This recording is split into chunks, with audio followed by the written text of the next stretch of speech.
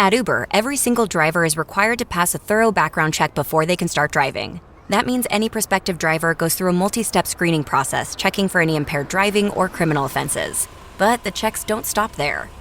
Every year, every Uber driver is background checked again, so the person picking you up today meets the same standards as the day they started. Hey, how's it going? Yeah, good. Thanks. Annual driver screenings from Uber. One more way Uber is putting safety at every turn.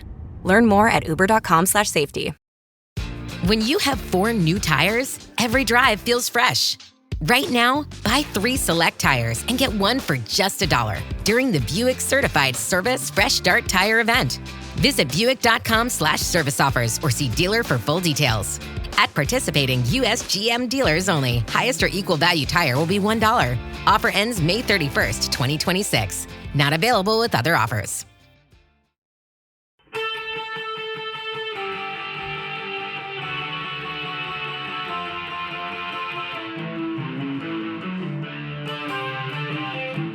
This is the Daily Blast from the New Republic, produced and presented by the DSR Network. I'm your host, Greg Sargent.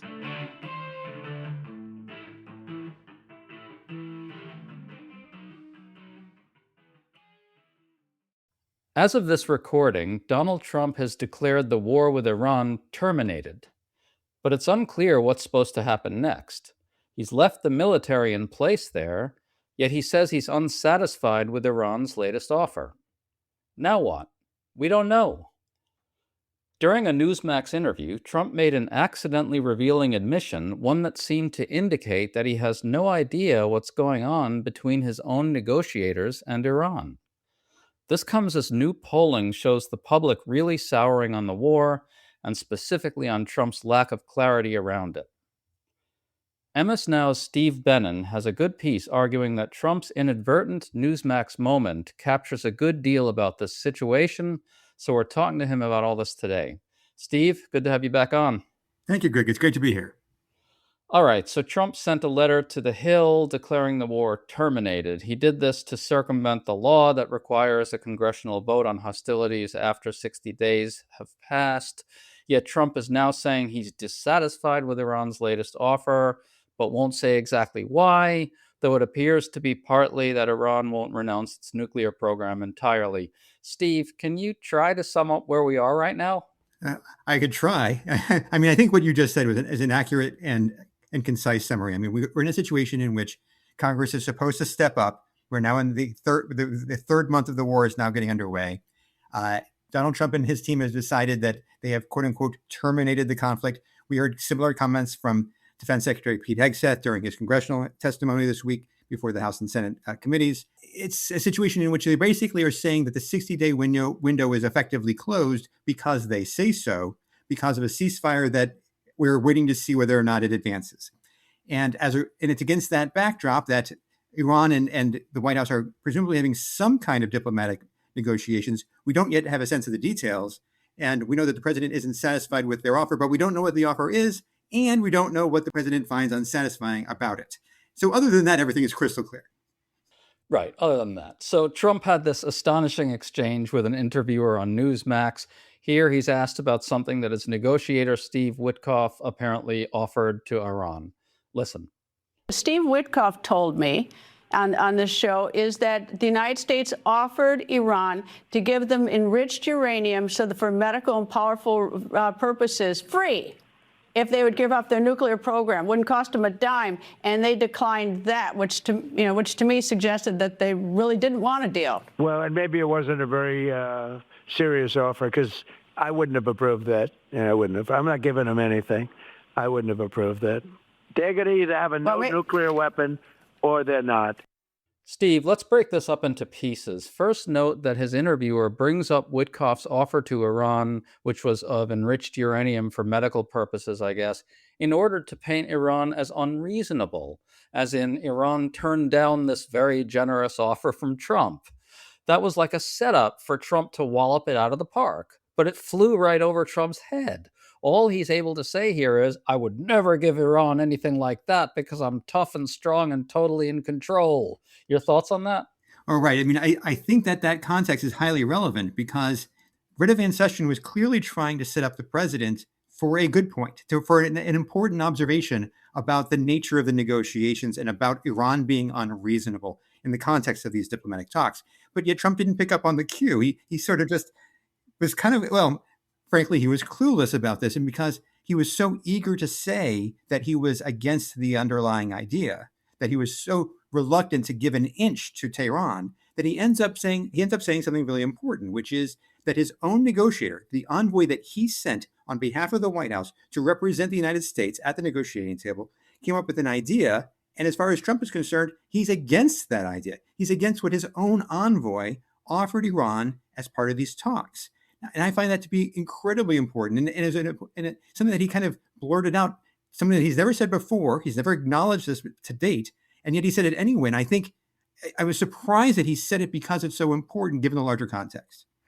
Well, I would also add that Trump appears unaware of what his negotiator Witkoff offered to Iran. Now, obviously, Trump's not going to be aware of every single detail in these negotiations, but here he's basically blurting out in the open that he has no idea what his own negotiating team is offering to Iran. In a larger sense, it's a very central thing in these discussions. This is not a small thing. Trump should know what his negotiators are offering to the country with which we're at war if Trump wants to negotiate a peace. I think that's an extraordinary admission, don't you? I do. And, I think a lot about what's going on, what happened in 2015, around this time a decade ago, when Barack Obama deployed his own negotiators to the JCPOA talks, the Iran nuclear deal talks. And of course, there's going to be granular details that come up through the course of negotiations. And the president isn't in a position to micromanage from thousands of miles away. But at the same time, obviously, the president is supposed to establish an agenda, establish a blueprint of priorities, and then deploy his team accordingly. So John Kerry goes to the negotiating table, for example, in 2015 with our international partners in Iran. It's not as if Barack Obama is clueless as to what Kerry's going to offer. He's obviously going to be aware of what's going on because Obama's the one who sent him. And yet what we have is a situation in which not only was Donald Trump clueless in this instance, we see a situation in which Donald Trump is clueless in practically all instances. He is what I refer to as president bystander, where he doesn't really seem to know what's going on around him, including within his own administration, within his own White House. It happened also just earlier in the week when the Supreme Court gutted the Voting Rights Act.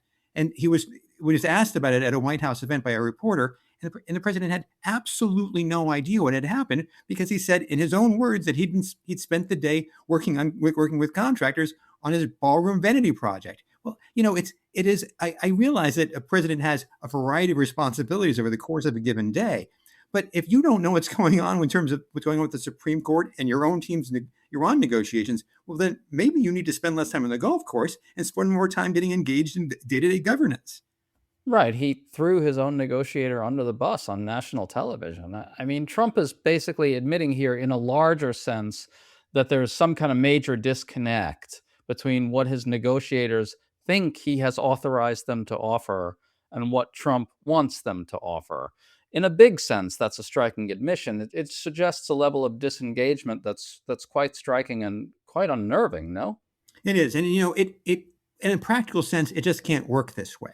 We can't have an environment. We can't have a policy dynamic in which a White House sends an envoy to high-level, sensitive national security talks and then makes an offer on behalf of the United States government and then has his boss go on national television and say, no, I would never support that.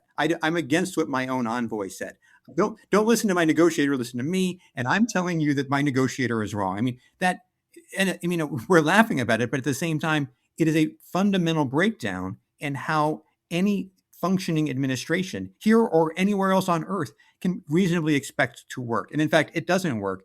And I think the consequences of that will be significant because now Iran has fresh reason not to trust the United States or the Trump White House as these talks conceivably, hopefully, maybe continue in some way.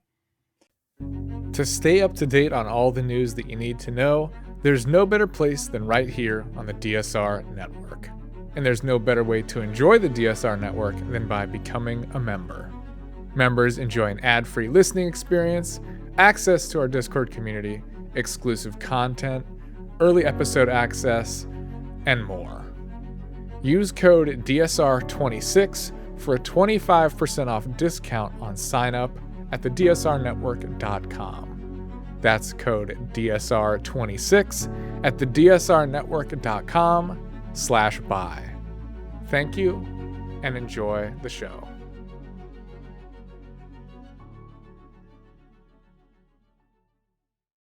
Well, with all that in mind, a new Pew Research poll has some striking findings. 62% of Americans disapprove of Trump's handling of the war, including 45% who strongly disapprove, an incredible number. Only 36% approve. 59% of Americans say Trump's decision to attack was wrong. A majority, 51%, says the war is not going well, and a plurality of 48% says Trump's goals in Iran are not clear. Only 24%, I'm going to do the math for you, that's less than a quarter, say our goals are clear. Steve, you can really see here that most Americans basically get the situation, that Trump is disengaged and doesn't know how to get out of this. Your thoughts? You know, it's not as if anyone could say at the White House or anywhere else that this was somehow an outlier poll, or somehow a poll that's just where the data is just literally unbelievable. On the contrary, it is exactly consistent with everything we see from the Washington Post, most recent Washington Post poll, to the latest Ipsos poll, and so on. And so put together, what we see is a conflict that is clearly opposed by the clear majority, the overwhelming majority of the public, including many Republicans who are not standing by the White House on this. And so the more Hegseth and the White House and others pretend that somehow they have the public support, the more they're humiliated by the data that shows otherwise. Well, you wrote about the Washington Post poll, and I think we should highlight that because it probed people's views in a kind of larger context in a way that no other survey has done before. And here again, it was very illuminating. You want to talk about what the Post poll showed? Yeah, it really stood out for just that reason. The post-ABC Ipsos poll not only showed that there was roughly 6 in 10 Americans who think that the war was a bad idea, but then it provides this historical context. There was similar opposition to the war in Iraq under George W. Bush and in Vietnam during Nixon. But the key difference here is that it took 3 years for Americans to turn against the war in Iraq at this level, and then it took 6 years for Americans to turn against Vietnam at this level. And so it's not just a question of whether or not Americans are against this. It's that they're against this in a historical way. You know, looking back over the last several decades, what we often see is that Americans rally around the flag at the beginning of a conflict and then sour on the war as it drags on and the conflict continues and casualties rise and costs rise and so on. But in this case, the war started unpopular, in part because Donald Trump was so horrible in terms of presenting a rationale or any kind of explanation for it. It started unpopular and it remained unpopular, and then it got even more unpopular. The floor is falling out from underneath the White House, I think, as all this data shows. And so I think this historical context is important because I think Donald Trump might have been under the impression that somehow Americans would rally behind him and his administration because there's this new war. And in fact, he's now realizing that if he did assume that he was spectacularly wrong. Well, in fact, we're actually seeing some more Republican angst about the war. Senator Susan Collins voted with Democrats to stop it, saying that Congress simply must authorize it if it's going to continue. Senator John Curtis of Utah said he won't support any more funding for the war without Congress voting on it. As Politico put it, GOP unity has started to crack, and Trump could soon face far more resistance.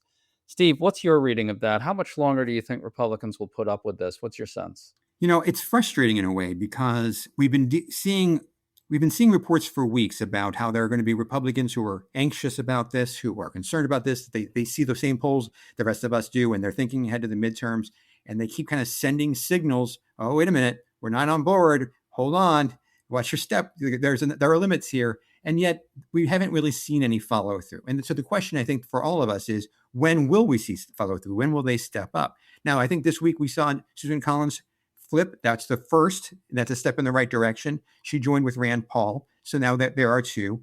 You mentioned John Curtis. And of course, then there's Alaska's Lisa Murkowski, who has also expressed some reservations.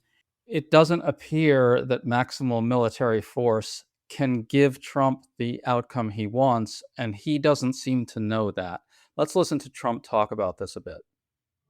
You had a CENTCOM commander come in here yesterday. Was he briefing you on a different approach, options? What kind of options? How would it look different? There are options. I mean, do we want to go and just blast the hell out of them and finish him forever, or do we want to try and make a deal? I mean, those are the options. Do you want to go blast the hell out of him? I'd and prefer finish him not. forever? On a human basis, I'd prefer not, but that's the option. Do we want to go in there heavy and just blast them away, or do we want to do something? So there you have Trump saying he's going to blast the hell out of Iran if Iran doesn't give him exactly what he wants, which is essentially he's retaking his previous threat to erase Iranian civilization. In other words, he's retaking his threat to commit massive war crimes. But here again, the basic situation, the logic of it seems unforgiving. Military force alone won't force Iran to give Trump what he wants. Trump doesn't seem able to process that thought. Where do we go from here? I don't understand it. Well, the funny thing is, you said you don't understand. I think the more accurate way of putting it is that Donald Trump doesn't understand it. I mean, what he should have learned from that initial month, or really the first 6 weeks of the conflict, is that he can't bomb his way to success. He can bomb and cause enormous damage, and he can kill a lot of people, and he can cause a lot of destruction in Iran. But what he can't do is bomb his way into a deal that makes him happy, that where Iran will just simply give him everything that he wants and allow him to walk away smiling. And so because he has not yet learned that lesson, we find ourselves where we are today, which is him saying either give me a deal or I'll go back to bombing you. But if going back to bombing you will not give me a deal, then what is the point? And so the fact that he's so frustrated by that is palpable. So when we look ahead, what is the end game here? How do we get out of it? The answer is we don't know, because Donald Trump doesn't know. There is no plan. There's no strategy. And so it is exasperating to watch this unfold, because, well, frankly, it's a quagmire, and that is only getting worse with no end in sight. And also, it sucks to be an American right now and watch your president threaten war crimes. I don't want my president to threaten war crimes. Here, his threats are going off the rails one more time, and we just have to sit here and wait, and everybody has to sort of dance around and pretend that this guy has any idea what he's doing. It's just, on so many levels, it's an unideal situation, Steve. I agree. And when we watched him, and those most recent comments that you just played the clip of, I was struck by the fact that he was talking about the prospect for a deal. And one of the things that occurs to me that is especially exasperating is that whatever happened to the art of the deal? Whatever happened to the fact that Donald Trump billed himself to voters as this world-class negotiator, world-class deal maker, who can settle any resolution, who can resolve any conflict because of his masterful world-class skills in striking agreements? Well, where is that? Where are those talents? Why hasn't he put them to use? Well, I mean, I think the answer is because it was always a lie, that it was always a sham, that he has never really earned the right to call himself a great deal maker. His own book on negotiating was ghostwritten by someone else. And so what we're seeing is a collapse of this myth. We're seeing this image that he created for himself of this world-class negotiator, world-class deal maker, come collapsing down, because he clearly doesn't have those skills that he pretended to have. And if he did, we would see them on display, and we don't. Yeah, and making that all the worse, it just seems like Donald Trump isn't capable of any kind of level of shame that might force him to try and find a better way out of this. So we're really stuck, I think. We may be stuck for a while. Steve Bannon, God help us, man. Always good to talk to you. Always a pleasure, Greg. Thanks so much. A text says, "You're on my mind." A bouquet from 1-800-Flowers says, "You're my everything."